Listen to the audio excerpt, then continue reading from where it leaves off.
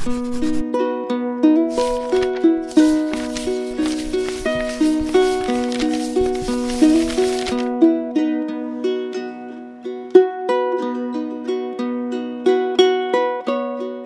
picture Saint Joseph as a typical silent father whose attention is always focused on his family, Jesus and Mary.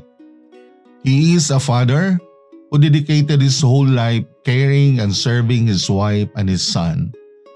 He is not a talker, as evident in the scripture where no record shows that he uttered a word. Saint Joseph's silence is his advantage, which makes him an efficient listener. God's plan to the Holy Family is communicated by the angel through Saint Joseph, an exceptional listener. The reason the Holy Family of Jesus, Mary and Joseph get along because all of them are good listeners. And I believe they got it from Joseph, the head of the family, who knows how to listen.